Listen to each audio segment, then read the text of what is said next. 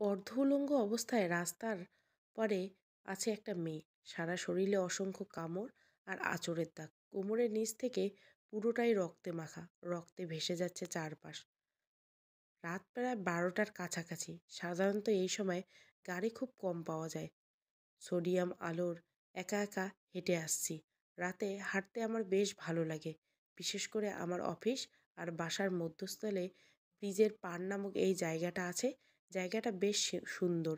দিনের বেলা যতটা কোলাহল থাকে, রাত আর তার চেয়ে নিস্তব্ধ নীরব হয়ে যায়। ব্রিজের পাড়ে আসতে লক্ষ্য করলাম রাস্তার সাইডে কিছু একটা পড়ে আছে। আচমকা দেখে একটু ভয় পেলাম। সাহস করে সামনে গিয়ে দেখি মেয়েটা এই অবস্থায় পড়ে আছে। বুঝতে পারলাম মেয়েটার উপর মানুষরূপী হিংস্র জানোয়ারের শিকার হয়েছে। ছিঁড়ে ফুঁড়ে খেয়ে অবশিষ্ট খোলসটা রাস্তায় ফেলে গেছে। এ আর নতুন কিছু নয়। প্রায় দিন দেখি এখানে ওখানে কত মেয়ে ধর্ষিত হচ্ছে। পত্রিকা কিংবা হেডলাইনে বড় বড় করে লেখা। কল্পনাও করিনি কোনোদিন স্বচক্ষে দেখতে হবে। মানুষের মনুষ্যত্ব হারিয়ে গেছে, বিকৃত হয়ে গেছে মস্তিষ্ক। হিংস্র প্রাণীর চাইতেও নিকৃষ্ট। যজ্ঞে যে সে কথা বলে কোনো লাভ নেই। মেয়েটা অজ্ঞান, তবে দেহে প্রাণ আছে। শ্বাস প্রশ্বাস চলছে। ইমিডিয়েটলি হসপিটালে নেওয়া দরকার। কিন্তু এত রাতে গাড়ি কোথায় পাবো? তাছাড়া মেয়েটার শরীরে তো কাপড় বলতে কিছুই নেই।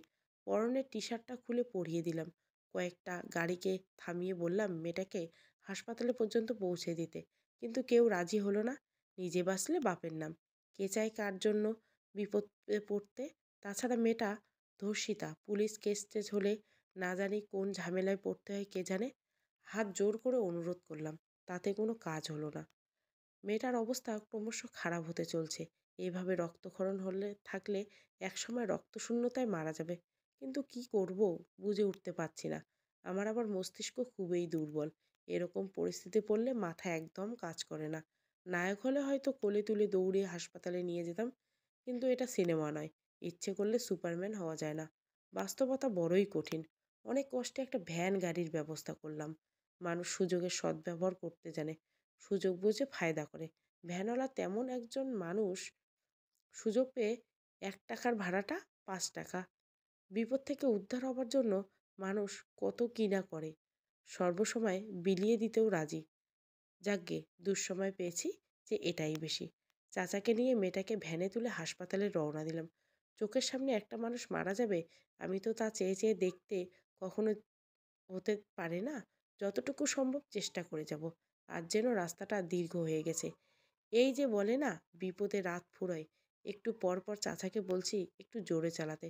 কিন্তু যত এগোচ্ছি ভ্যানের গতি ততই কমে আসছে।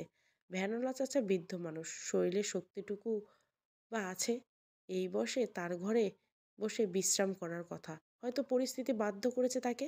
কিন্তু আমার কাছে এত সময় নেই। চাচাকে নামিয়ে মেয়েটার পাশে বসিয়ে নিজেই চালাতে শুরু করলাম। জীবনের প্রথম ভ্যান চালাচ্ছি, কষ্ট হচ্ছে খুব। তবে একটু হলেও তো সময় বাঁচবে। এছাড়া উপায় নেই যে কেন। রাত 1টা বেজে 15 মিনিট। অনেকটা কষ্টে একটা হাসপাতালে এসে পৌঁছালাম। এখনো মেয়েটার রক্তক্ষরণ হচ্ছে। রক্তে ভিজে গেছে ভ্যান গাড়িটা। জ্ঞান ফিরবে এক্ষুনো? ভ্যানওয়ালা চাচাকে নিয়ে মেয়েটাকে ইমার্জেন্সিতে নিয়ে গেলাম। ভাড়া মিটিয়ে ভ্যানওয়ালাকে বিদায় দিলাম। মেয়েটাকে ভর্তি করালাম। বিপদ যখন আসে চারিদিক থেকে আসে, একটার পর একটা। এখানে আরেকটাই সমস্যায় পড়লাম। ডাক্তাররা মেয়েটার চিকিৎসা করছে না। আগে পুলিশকে রিপোর্ট করে আসতে হবে, তারপর চিকিৎসা করবে। যেহেতু রেপিংয়ের ব্যাপার, যদি কিছু হয়ে যায় তার দায়ভার কে নিবে? তারা কোনো ঝামেলায় জড়াতে চায় না। অনেক করে বুঝিয়ে বললাম এই মুহূর্তে থানা পুলিশ করা সম্ভব নয়। তাছাড়া মেয়েটার অবস্থা খুবই সিরিয়াস। আর কিছুক্ষণ হলে থাকলে হয়তো মারা যেতে পারে। আপনারা চিকিৎসা করুন, তারপর যা যা লাগে আমি সবই করব। কিন্তু ওনারা নাছোড়বান্দা। এরা ডাক্তার নাকি কসাই? চোখের সামনে চিকিৎসায় অভাবে একটা মানুষ মারা যাচ্ছে, তারা নিজস্ব চিন্তায় ব্যস্ত। মেজাজ তিরিক্ষে উঠে গেছে। এক এক কথায় ডাক্তারের সাথে ঝগড়া লেগে গেছে। ঠিক এমন সময় কেউ পিছন থেকে বলে উঠল, কি ব্যাপার, আপনারা এখানে ঝগড়া করছেন? আর আলম, তুমি এখানে, কোনো সমস্যা হয়েছে? পিছনে ঘুরে তাকায় দেখি ডাক্তার মাহবুব হাসান। আমার খুব পরিচিত, বেশ ভালো মনের একজন মানুষ। ওনাকে পেয়ে একটু ভরসা পেলাম। মাহবুব হাসান ভাইকে সব খুলে বললাম। উনি মেয়েটার অবস্থা থেকে উপস্থিত ডাক্তারদের প্রতি খুবই রাগান্বিত হলেন এবং তাড়াতাড়ি মেয়েটার চিকিৎসা শুরু করলেন। মেয়েটার চিকিৎসা শুরু হয়। আইসিইউর বাইরে দাঁড়িয়ে আল্লাহ আল্লাহ করছি। কিছুক্ষণ পর মাহবুব ভাই বের হয়ে আসলেন। আমাকে ডেকে তার কেবিনে গেলেন। জীবনে অনেক ধর্ষিতা মেয়ের চিকিৎসা করছি, কিন্তু এত নিষ্ঠুর বর্বরতা আর দেখিনি। একে তো মেয়েটা ভার্জিন, তার উপর পিরিয়ড চলছিল। অবিবাহিত একটা মেয়ের পিরিয়ডের যন্ত্রণা সহ্য করতে প্রাণ যায়। এমন অবস্থায় কয়েকজন মিলে ঘন্টা দুয়েক নাগাড়ে ধর্ষণ করা হয়েছে। যৌনাঙ্গ ছিঁড়ে ক্ষতবিক্ষত হয়েছে। কিভাবে কি করব বুঝে উঠতে পারছি না। কিছুতেই রক্ত বন্ধ হচ্ছে না। মাহবুব ভাইয়ের চোখ ছলছল করছে। ব্যর্থতার বহিঃপ্রকাশ। আমি মাহবুব ভাইকে বললাম, যে করে হোক মেয়েটাকে বাঁচাতে হবে। প্রয়োজনে যা যা দরকার আমি করব। সব কিছুই আমি দেখব। মাহবুব ভাই বললেন, আমরা আমাদের যথাসম্ভব চেষ্টা করছি। বাকিটা আল্লাহর হাতে। এই মুহূর্তে মেয়েটার শরীরে প্রায় রক্তশূন্য। ইমিডিয়েট ও নেগেটিভ রক্তের দরকার। আমাদের হাসপাতালে নেই। তুমি যে করে হোক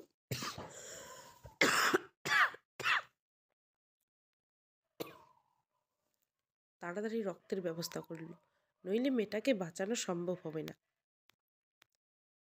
রাত পেরিয়ে গেছে। এত রাতে রক্ত পাবো কোথায়? এ সময় ব্লাড ব্যাংক তো বন্ধ। আমার জানাশোনা তেমন কোনো ডোনার নেই। তাছাড়া আমার কাছে তেমন টাকাও নেই। কি করব ঠিক বুঝে উঠতে পারছিলাম না। ঠিক ঝামেলায় পড়ে জড়িয়ে ফেলছি নিজেকে। তবে উপায় একটা, আমার রক্তের গ্রুপ ও নেগেটিভ। ডাক্তারকে আমার শরীর থেকে রক্ত নিতে বললাম। আমি এমনিতেই খুব হ্যাংলা পাতলা মানুষ, রুগ্ন চিলেকোঠা। আমার থেকে রক্ত নিতে রাজি হচ্ছিল না, কিন্তু এছাড়া কোনো উপায় নেই। যে করেই হোক মেয়েটাকে বাঁচাতে হবে, না হইলে যে সব ব্যর্থ। মেয়েটা কে, কি তার পরিচয়, আর কারাই বা তার এমন অবস্থা করলো? সব কিছু যে অজানা থেকে যাবে। রক্ত দিয়ে বেরোলাম, খুব ক্লান্ত লাগছে। পেটের মধ্যে তৃতীয় বিশ্বযুদ্ধ শুরু হয়েছে। আমি দুপুরে খেয়েছি, এখন রাত 2:30। ক্ষুধার ঠেলায় দু চোখ অন্ধকার হয়ে আসছে। প্যাকেট খুঁজে 60 টাকা বেরোলো। এতে আর কি খাবো? হাসপাতালে ক্যান্টিনে আসলাম, 1 কাপ চায়ের সাথে একটা পাউরুটি ভিজিয়ে খেলাম। পুরনো অভ্যাস, বাঁচার কি নিদারুণ প্রয়াস। সিগারেটটা ধরিয়ে একের পর এক সূক্ষ্ম টান দিচ্ছি। সিগারেট খেলে নাকি টেনশন কমে। ডাহা মিথ্যে। সারা দুনিয়ার চিন্তা যেন আমার মস্তিষ্কে বিচরণ করছে। ভালো লাগছে না কিছু। তাড়াতাড়ি চলে আসলাম আইসিইউর সামনে। এসে দেখি মাহবুব ভাই বেরোচ্ছেন। ওনাকে জিজ্ঞাসা করলাম, মেয়েটার অবস্থা এখন কেমন? উনি বললেন, রক্তক্ষরণ বন্ধ হয়েছে। শরীরের ক্ষতস্থানগুলো ড্রেসিং করে ব্যান্ডেজ করে দেওয়া হয়েছে। মেয়েটা বাঁচবে তো? উনি একটা দীর্ঘশ্বাসে বললেন, এখনো মেয়েটা অজ্ঞান। জ্ঞান না ফেরা পর্যন্ত কিছু বলা যাচ্ছে না। ভরসা রাখুন, আল্লাহকে ডাকুন, ইনশাল্লাহ সব ঠিক হয়ে যাবে। জানি না আমার এমন লাগছে কেন। অচেনা অজানা একটা মেয়ের জন্য কেন এত কষ্ট হচ্ছে? কেন? হয়তো মানবতার খাতিরে। আইসিইউর সামনে দাঁড়িয়ে আল্লাহ আল্লাহ করছি। একটু পর মুয়াজ্জিমের মিষ্টি কণ্ঠে ফজরের আজানের ধ্বনি ভেসে আসছে। ফজরের নামাজটা পড়ে আল্লাহর কাছে দোয়া চাইব, আল্লাহ যেন মেয়েটাকে বাঁচিয়ে দেয়। কিন্তু আমার শরীরে তো মেয়েটার রক্তে মাখা, এমন অবস্থায় তো নামাজ হবে না। পকেট থেকে মোবাইলটা বের করে নয়নকে কল ধরলাম। 3বার রিং হবার পর রিসিভ করলো। বিরক্ত স্বরে বলল, কিরে শালা, ভোরবেলায় ফোন দিয়েছিস কেন? কোন সমস্যা হয়েছে নাকি? নয়নকে কিছু না বলে শুধু কিছু টাকা আর আমার জন্য কিছু কাপড় নিয়ে তাড়াতাড়ি আসতে বললাম। হাসপাতালে দিয়ে ঠিকানায় দিয়ে ফোনটা কেটে দিলাম। কোটিপতি বাবার একমাত্র ছেলে নয়ন। বড়লোকের সন্তান হলে ওর মধ্যে কোনো হিংসা নেই। মানুষে মানুষের কোনো ভেদাভেদ নেই। সবার সাথে মিশতে জানে। একদম সাদা মনের মানুষ। নয়নের বাসা এখান থেকে বেশি দূরে না। একটু পরে বাইক নিয়ে এসে হাজির। এসে আমাকে দেখে হুলস্থুল কাণ্ড বাঁধিয়ে দিয়েছে। কি হয়েছে আমার? এই অবস্থা কি করে হলো? নয়ন বেশ রাগী টাইপের। বিশেষ করে আমার যদি কোনো সমস্যা হয় আর তা যদি ওকে সাথে সাথে না জানাই, তাহলে আমার উপর সুনামি বয়ে যায়। যতক্ষণ আমার সামনে থাকে একটা ফুলের টোকাও দিতে পারবে না কেউ আমার গায়ে। এতটাই ভালোবাসে আমাকে। আমি মনে হয় ওর প্রাণ। কপাল গুনে ওর মতো একটা বন্ধু পেয়েছি। নয়নকে শান্ত করে আমার আর মেয়েটার সব কথা খুলে বললাম। তবুও তার এক কথা, এত বড় একটা ঘটনা ঘটে গেল, আগে জানাসনি কেন? নয়নকে আইসিইউর সামনে নিয়ে আসলাম। মেয়েটাকে দেখে নয়নের অবস্থা খারাপ। চোখের পানি ছলছল করছে। বেশ আবেগী বটে। নয়নের কাছ থেকে কাপড়গুলো নিয়ে চেঞ্জ করে আসলাম। ভোরের আধার কেটে সূর্যের কিরণ ছড়িয়ে পড়েছে চারিদিকে। নয়নকে নিয়ে একটু বাইরে আসলাম চা সিগারেট খেতে। হঠাৎ নয়ন বলে উঠল, আলম, তুই মানুষ না ফেরেশতা রে? তোর জায়গায় অন্য কেউ হলে মেয়েটা ওখানেই পড়ে মারা যেত। আমি একটু রাগীস্বরে বললাম, দেখ নয়ন, মানুষ কখনো ফেরেশতা হতে পারে না। মানুষ মানুষের জন্য, মানুষের বিপদে মানুষ এগিয়ে আসবে, এটাই তো স্বাভাবিক। তাছাড়া এটা আমার কর্তব্য, আমি এইটুকু পালন করেছি মাত্র। নয়ন অবাক চোখে নয়ন বলে, তাই বলে তোর মতো কেউ নিজের রক্ত দিয়ে একটা ধর্ষিতা মেয়েকে বাঁচাতে যেত না? আসলে তুই একটা মহান মানব। নয়ন একটু এরকমই, সবসময় আমাকে বড় করার চেষ্টায় মেতে থাকে। অনেক হয়েছে, এবার চল। আইসিইউর সামনে অনেক মানুষের ভিড়, এই যুগে তামাশা দেখার মানুষের অভাব নেই। মানুষের দুঃখ কষ্ট দেখে আনন্দ পায়, পৈশাচিক হাসি হাসে। মিডিয়া থেকে কয়েকজন সাংবাদিক এসেছে, সঙ্গে দুজন পুলিশও। মেয়েটার সম্পর্কে জিজ্ঞাসা করলো, কেমন কি হলো। যা যা ঘটেছে সবই খুলে বলেছি। একটু পর সবাই চলে গেছে, তবে কয়েকজন লোক দাঁড়িয়ে তামাশা দেখছিল এক প্রকার। জোর করে তাড়িয়ে দিয়েছি। বিপদের সময় কাউকে পাশে পাওয়া যায় না, তারপর তামাশা দেখতে দৌড়ে আসে। নয়ন চলে গেছে। হোটেল থেকে পরোটা আর ভাজি নিয়ে নাস্তাটা সেরেই নিলাম। অফিস যাওয়া আজ হবে না আজ। বেলা প্রায় 12টার কাছাকাছি। মেয়েটার পাশে বসে আছি, জ্ঞান ফেরেনি এখনো। আচমকা চিৎকার করে উঠে বলে, ছেড়ে দেন আমাকে, আমার সর্বনাশ করবেন না, আমি আর পাচ্ছি না, আমাকে বাঁচতে দিন। বিড়বিড় করে অস্পষ্ট অনেকগুলো কথা বলেই আবারও অজ্ঞান হয়ে যায় মেয়েটা। তাড়াতাড়ি ডাক্তার ডেকে নিয়ে আসি। কেন এমনটা হলো? ডাক্তার বললেন, এই ধরনের পেশেন্টরা যতটা শারীরিকভাবে আঘাত পায়, তার চেয়ে বেশি মানসিকভাবে আঘাত পায়। এমনও দেখা যায় শারীরিকভাবে অসুস্থ হয়ে গেলেও মানসিক প্রভাবটা কাটিয়ে উঠতে অনেকটা সময় লেগে যায়। মেয়েদের স্মৃতি শক্তি খুবই প্রখর, সহজে ভুলতে পারে না কোনো কিছু। এই রাতটার কথা মনে হলে খুব কষ্ট পাবে। গভীর রাতে ঘুম থেকে জেগেও পাগলামি করতে পারে। তবে ভালো যে মেয়েটার জ্ঞান ফিরে এসেছে, ইনশাআল্লাহ খুব তাড়াতাড়ি সুস্থ হয়ে যাবে। ডাক্তারের কথা শুনে আমি স্তব্ধ হয়ে গেছি। মাত্র কিছু সময় আনন্দ, কারো সারা জীবনের কান্না। মানুষ বড় আজব প্রাণী, কষ্ট দিয়ে মজা লুটে, কি অদ্ভুত তাই না? একটা ইঞ্জেকশন দিয়ে ডাক্তার চলে গেল। দুপুরে নামাজটা পড়ে বাইরে এসে খাবারটা খেয়ে সেরে নিলাম। পেট ঠিক তো সব ঠিক। মার্কেটে গিয়ে মেয়েটার জন্য কিছু কাপড় নিয়ে আসলাম।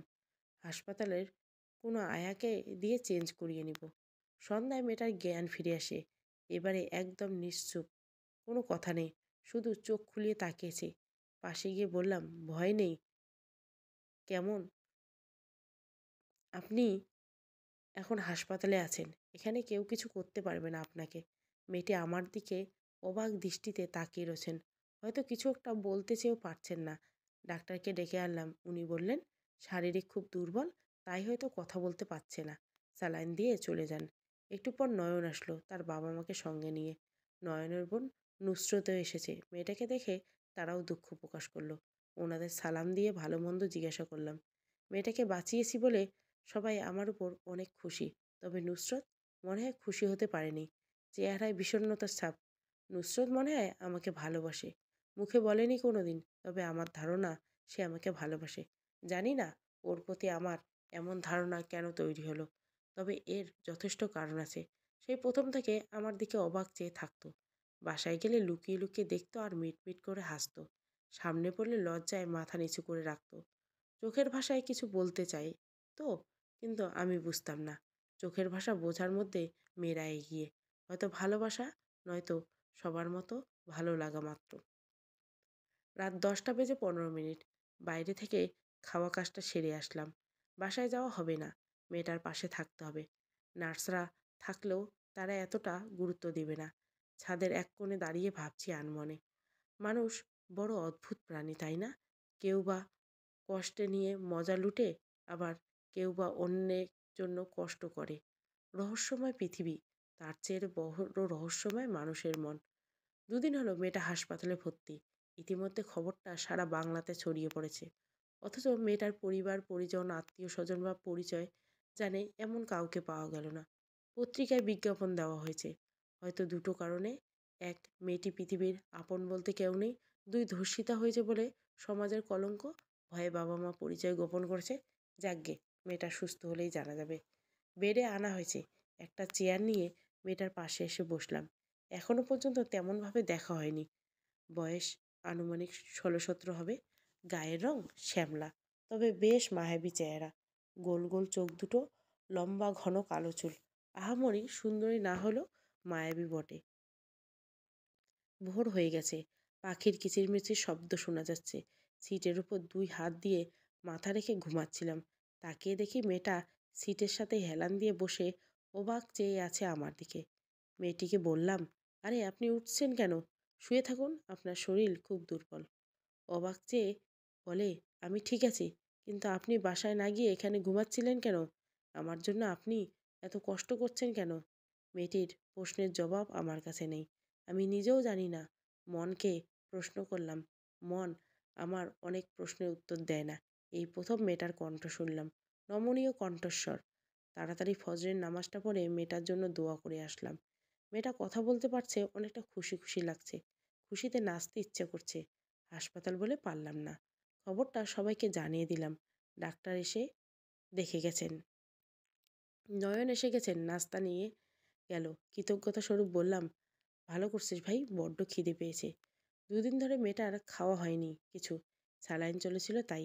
কিন্তু এখন তো বন্ধ আছে। বেশ ক্ষুধা লাগছে মনে হয়। কিন্তু কিভাবে খাবে? ওর তো হাতেও ব্যান্ডেজ করা।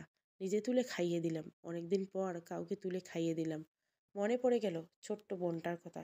পাগলিটা সবসময় তুলে খাইয়ে দিতে হতো। আমি না খাইয়ে দিলেও খেতই না। বড্ড অভিমানী ছিল। অভিমানে চুপটি করে চলে গেছে অনেক দূরে। সে তো দূর, বহু দূর বটে। সেখান থেকে কেউ ফিরে আসতে পারে না। চোখ থেকে 2 ফোঁটা অশ্রু বেরিয়ে পড়ল। আরে আপনি কাঁদছেন কেন? বাবা মায়ের কথা মনে পড়ছে বুঝি? আপনার নামটাই তো জানা হলো না। নাম পরিচয় যদি বলতেন, খবরটা পৌঁছে দিতাম। স্বর্ণা আক্তার পাখি। সবাই পাখি বলে ডাকে। পৃথিবীতে আপন বলতে কেউ নেই। 5 বছর বয়সে বাবা মা দুজনেই মারা গেছেন। চাচার ঘরে মানুষ হয়েছি, অবহেলায় অনাদরে। চাচা চাচি দুজনেই খুবই স্বার্থপর লোভী প্রকৃতির মানুষ। বাবা মারা যাওয়ার পরে আমাদের সম্পত্তি যা ছিল সব দখল করে নিয়েছে।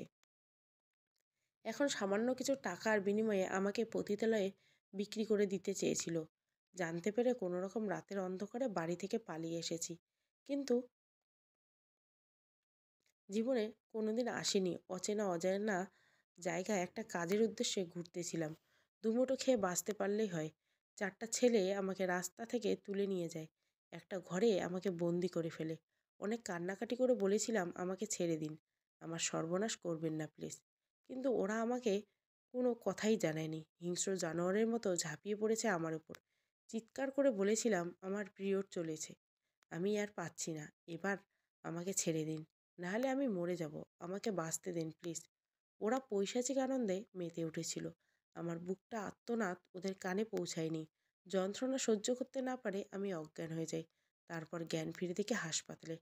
ছেলেগুলোকে দেখলে চিনতে পারবেন? মেয়েটা বলল, অন্ধকারে তেমনভাবে দেখতে পাইনি, তবে একজনকে দেখলে চিনতে পারবো। গুন্ডা মস্তানের মতো। নয়নকে দিকে এনে থানায় খবর লাগালাম। এই এলাকার যত বখাটে গুন্ডা মস্তান আছে সবগুলোর লিস্ট থানাতে আছে। না থাকলে খুঁজে বের করতে হবে। সারা বাংলার মানুষ ক্ষেপে আছে যারা মেয়েটিকে ধর্ষণ করেছে। ওদের শাস্তির দাবি। ওরা পৈশাচিক আনন্দে মেতে উঠেছিল। আমার বুক ফাটা আর্তনাদ ওদের কানে পৌঁছায়নি। যন্ত্রণা সহ্য করতে না পেরে আমি অজ্ঞান হয়ে যাই। তারপর জ্ঞান ফিরে দেখে হাসপাতালে।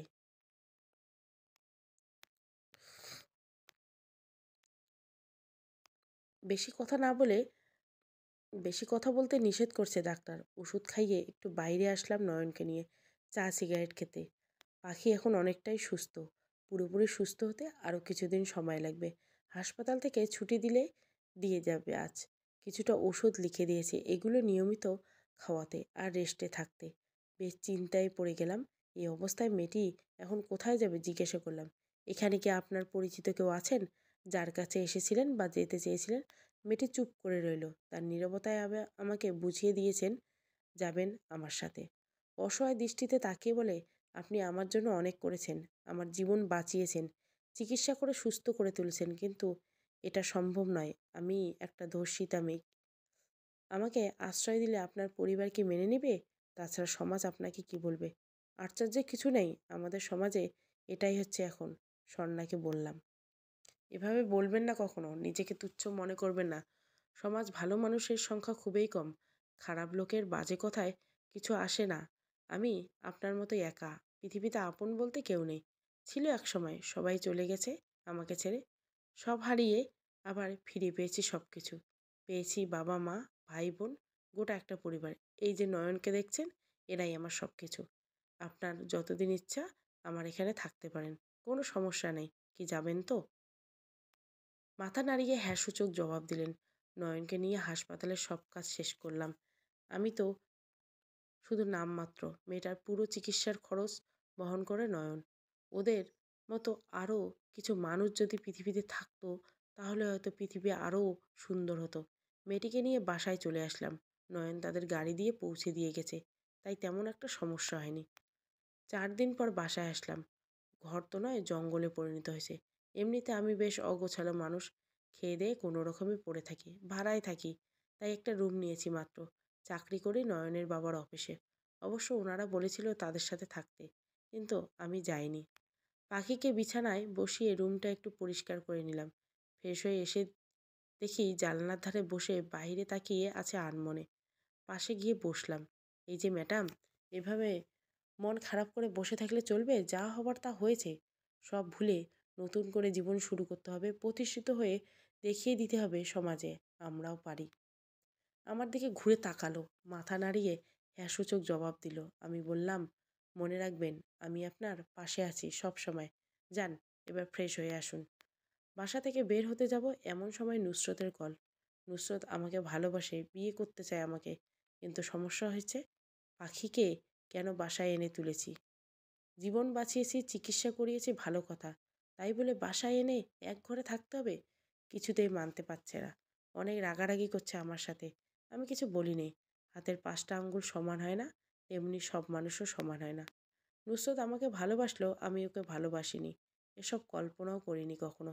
সবসময় ছোট বোনের মতো দেখেছি। আর এখনো মার্কেটে এসে পাখির জন্য কিছু কাপড় কিনলাম। আমার এখানে থাকবে যখন, সব তো আমাকেই দেখতে হবে, তাই না? ফার্মেসি গিয়ে ওষুধগুলো কিনে আনলাম। তারপর হোটেল থেকে রাতের খাবার নিয়ে বাসায় আসলাম। আমি খেতাম মেসে, এখন তো আর মেসে খাওয়া যাবে না। ঘরে রান্না বান্নার ব্যবস্থা করতে হবে। বাসায় এসে স্বর্ণাকে কাপড়গুলো দিয়ে বললাম, দেখেন তো পছন্দ হয়েছে কিনা।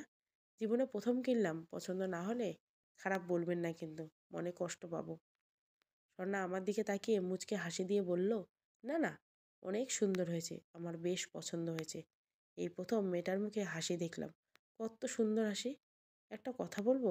স্বর্ণা মাথা নাড়িয়ে হ্যাঁ সূচক জবাব দিল। হাসলে আপনাকে খুব সুন্দর লাগে। সবসময় হাসি খুশি থাকবেন। আবারও মাথা নাড়িয়ে হ্যাঁ সূচক জবাব দিল। রাতে খাওয়া দাওয়া শেষ করে ওষুধ খাইয়ে বিছানায় ঘুম পাড়িয়ে দিলাম। আমি একটা চাদর নিয়ে মেঝেতে শুয়ে পড়লাম। এক রুমে দুজন থাকতে হলে এছাড়া আর কোনো পথ নাই। মাঝরাতে হঠাৎ করে ঘুম থেকে চিৎকার করে ওঠে। সেদিনের মতো পাগলামি শুধু। বুঝতে পারছি কোনো দুঃস্বপ্ন দেখছে। কাছে গিয়ে হাতটা ধরে বললাম, ভয় পাবেন না, শান্ত হন, আমি আছি আপনার পাশে। আচমকা আমাকে জড়িয়ে ধরে খুব শক্ত করে। জীবনে প্রথম কোনো নারীর স্পর্শ পেলাম। অদ্ভুত এক ভালো লাগা, অন্যরকম অনুভূতি। কোনো রকম বুঝিয়ে ঘুম পাড়িয়ে দিলাম। ২ দিন পর স্বর্ণাকে নিয়ে হাসপাতালে গেলাম। ডাক্তার বলেছিল আসতে। এখন পুরোপুরি সুস্থ আছে। তারপর থানায় গেলাম। নয়নকে আগেই সব কিছু করে রেখেছে। এই এলাকার যত কাণ্ডার সন্ত্রাসী বখাটে ছেলেপেলে সব সবার লিস্ট জোগাড় করেছে রেখেছে। স্বর্ণ বলেছিল একজনকে দেখলে সে চিনতে পারবে, আর একজনকে ধরতে পারলে বাকিগুলো এমনিতেই ধরা পড়বে। স্বর্ণ খুব ভালো করে দেখেছে। অনেক দেখে শুনে একটা ছেলেকে চিহ্নিত করেছে। সাথে সাথে পুলিশ বের গেল খুঁজতে। স্বর্ণকে নিয়ে তাদের বাড়ি যাচ্ছি, সাথে নয়নও। ময়মনসিংহ শহর থেকে অনেক দূরে নির্জন একটা গ্রাম। নদী পার হয়ে যেতে হবে। নৌকাও দিয়ে যেতে আধ ঘন্টা। প্রথমে সেখানকার থানাতে গেলাম। স্বর্ণাকে নিয়ে তার চাচা চাচির বিরুদ্ধে মামলা করলাম। নারী নির্যাতন, পাচারকারী, দালাল হিসাবে পুলিশ নিয়ে এসে গ্রেপ্তার করলো। স্বর্ণাদের যা সম্পত্তি ছিল দখল করে নিয়েছিল, সব ফিরিয়ে এনেছি, স্বর্ণার হাতে তুলে দিয়েছি। এজন্য অবশ্য কিছুটা খাটাখাটনি করতে হয়েছে। স্বর্ণার মুখে বিশ্বজয়ের হাসি। এই কয়েকদিনে অনেকটা পরিবর্তন এসেছে তার মাঝে। এখন আর গম্ভীর হয়ে বসে থাকে না কখনো। সব সময় হাসি খুশি আর দুষ্টুমিতে মেতে থাকে। আমি জানতাম এরকম মেয়েরা সহানুভূতি আর বন্ধুসুলভ আচরণ পেলে খুব সহজে নিজেকে স্বাভাবিক করে ফেলতে পারে, সব ভুলে নতুন করে বাঁচতে পারে, সুন্দর একটা জীবন ফিরে পেতে পারে। আমিও এটাই চাই। সব ভুলে নতুন করে বাঁচতে শিখুক, হাসি আনন্দে মেতে থাকুক। হাসলে মেয়েটাকে খুব সুন্দর লাগে। অদ্ভুত এক মায়া রয়েছে, কেমন জানি ডুবিয়ে দেয় আমাকে। দুর্বলতা বেড়েই চলছে দিন দিন। আচ্ছা, আমি কি তাকে ভালোবেসে ফেলেছি? মনকে প্রশ্ন করি। মন আমার প্রশ্নের উত্তর দেয় না। নুসরতের কারণে নয়নদের সাথে সম্পর্কটা কেমন জানি হয়ে গেছে। কেমন জানি দূরত্ব তৈরি হয়ে গেল। আগের মতো এত কেয়ারফুল নয়। হয়তো কোনোভাবে কষ্ট দিয়ে ফেলেছি তাদের মনে। তবে নয়নের সাথে ঠিক আগের মতোই আছে। দুটো দেহ যেন এক প্রাণ। বন্ধুত্ব বুঝি এমনই হয়। সকালে নয়ন ফোন করেছিল। ছেলেটা নাকি ধরা পড়েছে আর বাকি তিনজনের সন্ধান পাওয়া গেছে। বাংলায় একটা কথা আছে, কান টানলে মাথা আসে। তেমনি এটাও এমন। একটাকে ধরে পাছায় কয়টা দিলে বাকিগুলো এমনিতেই বেরিয়ে আসবে। অফিস থেকে বের হয়ে একটু মার্কেটে আসলাম। ভাবলাম পাগলিটার জন্য একটা শাড়ি কিনবো। শাড়ি পরতে নাকি বেশ ভালো লাগে। নীল শাড়ি, চুড়ি বেশ পছন্দ। কিনে নিলাম। জানি না কেন, ওর জন্য আমি সব করতে পারি। বাসায় ফিরছি আর ভাবছি শাড়ি দেখে বেশ খুশি হবে। আবারও সেই মায়াভরা হাসিটা দেখতে পাবো। আমার মনে হয় মেয়েদের সবচেয়ে সুন্দর হচ্ছে হাসি, আর ছেলেদের কাছে পৃথিবীর সবচেয়ে মূল্যবান মেয়েদের হাসি। বাসায় এসে পাখিকে ডাকছি, কোনো সাড়া শব্দ নাই। সারা বাড়ি খুঁজে দেখলাম, কোথাও নেই। মেয়েটা গেল কোথায়? বেশ চিন্তায়। মনের মধ্যে খচখচ করছে। কোনো কিছু হয়েছে কি? অস্থিরতা বেড়েই চলছে। হন্য হয়ে খুঁজছি। কোথাও পেলাম না তাকে। কোথায় চলে গেছে?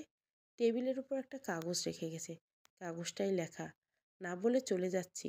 জানি কাজটা করা আমার উচিত হয়নি, কিন্তু কি করব বলুন? এছাড়া আর কোনো পথ নেই। আমার জন্য আপনি অনেক করেছেন। জীবন বাঁচিয়েছেন, চিকিৎসা করিয়ে সুস্থ করে তুলছেন, নতুন বাঁচতে শিখিয়েছেন, শিখিয়েছেন ভালোবাসা।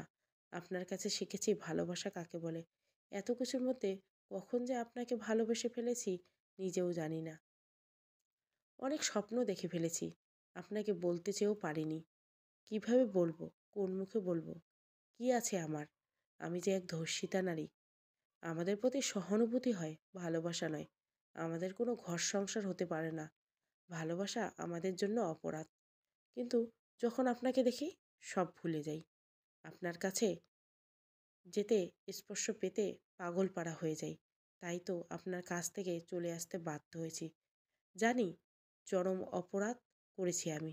তবু বলছি ক্ষমা করে দিবেন আপনাকে। জানি না এখন কোথায় যাব।